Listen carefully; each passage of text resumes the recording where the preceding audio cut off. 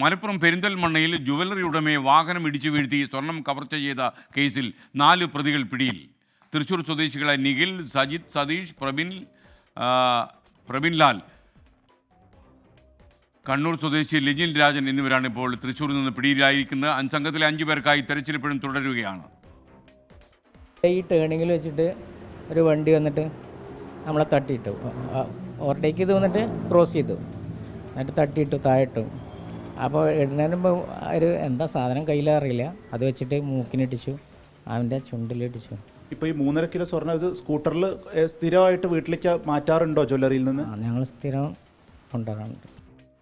ഇന്നലെ രാത്രി പെരിന്തൽമണ്ണയിൽ വെച്ചാണ് രാത്രി 8:30 മണിക്ക് ഈ മുസ്തഫ എന്ന് പറയുന്ന ഈ വ്യാപാരിയിൽ നിന്ന് സ്വർണം കവർന്നെടുത്ത് അതിനു മുമ്പ് അദ്ദേഹത്തെ മർദ്ദിക്കുകയും ചെയ്തു. ഈ പ്രതികളെ വാഹന പരിശോധനയ്ക്കിടയിൽ തൃശ്ശൂർ വെച്ച് പോലീസ് കസ്റ്റഡിയിലെടുക്കുകയായിരുന്നു. സൂരജ് സജി നമുക്കൊപ്പം ചേരുന്നു. യൂസഫാണ്, മുസ്തഫയല്ല, യൂസഫ് എന്നാണ് ഈ വ്യാപാരിയുടെ പേര്. സൂരജ്, യഥാർത്ഥത്തിൽ ഈ സാധാരണ വാഹന പരിശോധനയ്ക്കിടയിലാണോ ഈ പ്രതികൾ പോലീസ് വലയിൽ ആയത്, അതോ എന്തെങ്കിലും വിവരം ലഭിച്ചതിന് ശേഷം പോലീസ് പരിശോധിക്കുകയായിരുന്നോ?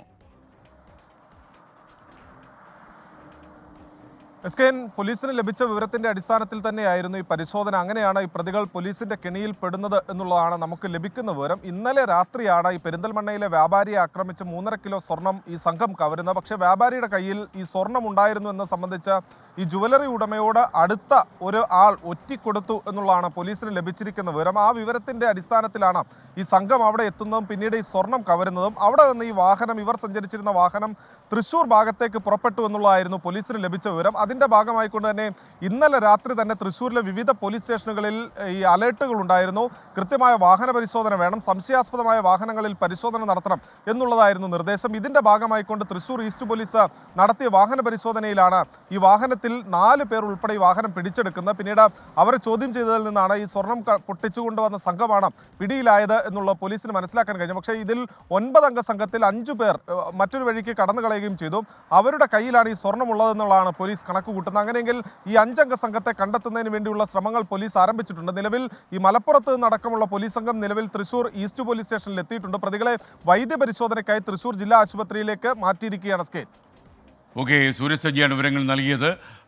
യഥാർത്ഥത്തിൽ ജുവലറി ഉടമയ്ക്ക് അല്പം പരിക്കേറ്റിട്ടുണ്ട് ഈ സംഭവത്തിൽ. ബിപിൻ സി വിജയൻ നമുക്കൊപ്പം ചേരുന്നു. Bipin C Vijayan, good morning. യഥാർത്ഥത്തിൽ യൂസഫ് എന്നുള്ള ഈ ജുവലറി ഉടമ ആദ്യ സംഭവം ആണെന്ന് തോന്നുന്നു അദ്ദേഹത്തിൻ്റെ ജീവിതത്തിൽ ഉണ്ടായത്.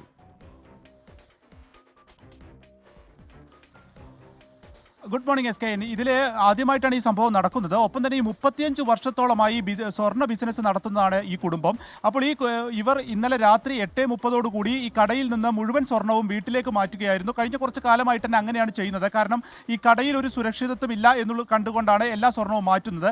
അങ്ങനെയാണ് ഈ 3.5 കിലോ സ്വർണം ഈ ഒരു സ്കൂട്ടി വാഹനത്തിൽ ഉണ്ടായിരുന്നത്. അപ്പോൾ ആ വാഹനം വരുമ്പോൾ വീടിൻ്റെ തൊട്ടടുത്ത് വെച്ച് ഏകദേശം ഈ കടയും വീടും തമ്മിൽ ഒരു 1.5 കിലോമീറ്ററിൻ്റെ വ്യത്യാസം മാത്രമാണ് ഉള്ളത്. അങ്ങനെ ഈ വീട്ടിലേക്ക് കയറുന്നതിന് തൊട്ട് മുൻപാണ് അതിന് ഒരു ക്രോസായി ജീപ്പ് നിർത്തുകയും ഈ വാഹനത്തെ ഇടിച്ചിതാക്കുകയും ഇവർ 2 പേരെയും മർദ്ദിക്കുകയും ചെയ്തത്. കയ്യിൽ ഒരു ആയുധം വെച്ച് ഇരുവരുടെയും മുഖത്ത് ഇടിക്കുകയായിരുന്നു.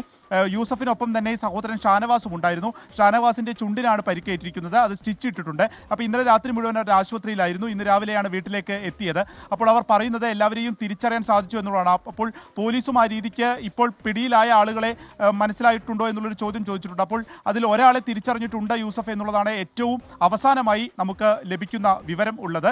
ഒപ്പം തന്നെ മറ്റ് CCTVകളൊക്കെ കേന്ദ്രീകരിച്ച് ബാക്കിയുള്ള ആളുകൾ മറ്റു ഏതെങ്കിലും വഴിക്ക് പോയിട്ടുണ്ടോ എന്നും അന്വേഷണം പോലീസിന്റെ പുരോഗമിക്കുന്നു. Okay, thank you Vincy Vijayan.